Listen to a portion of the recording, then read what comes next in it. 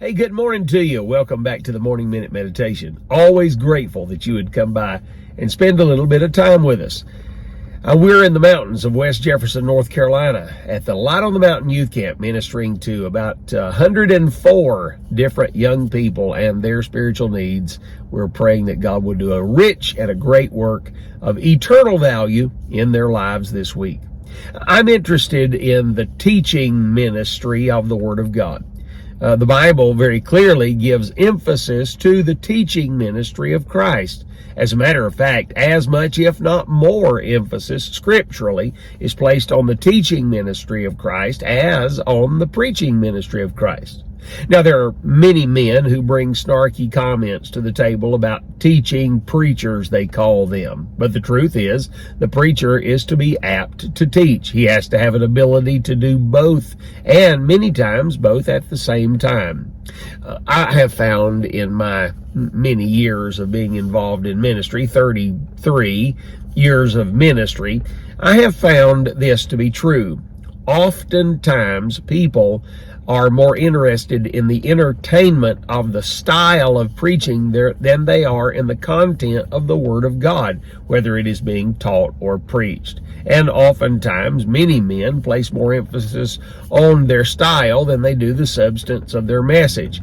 But teaching is an integral part of building believers' lives for the glory of God.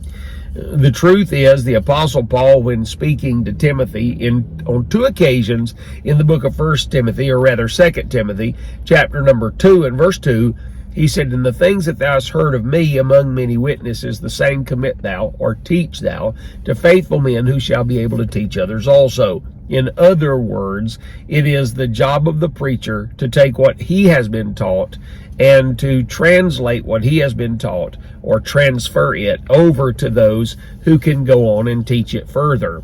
Also, the Apostle Paul made mention of this in chapter 3 of the same book.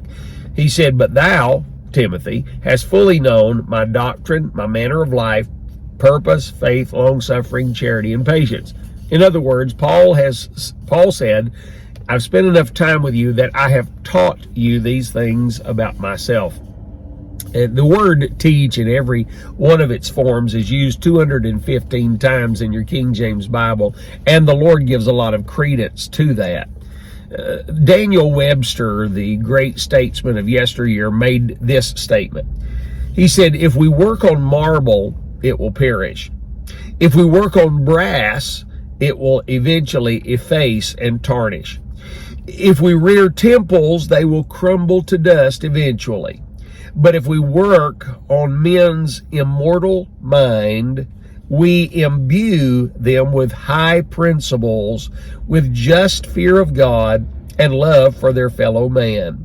We engrave on those tablets something which time cannot efface and which will brighten and brighten to all of eternity." Let me ask you a question. It matters not whether you're a preacher or a layman. Whose life are you putting into and teaching them what God has given you? Think on these things today and be reaching and be teaching for the glory of God. Have a great day, friend.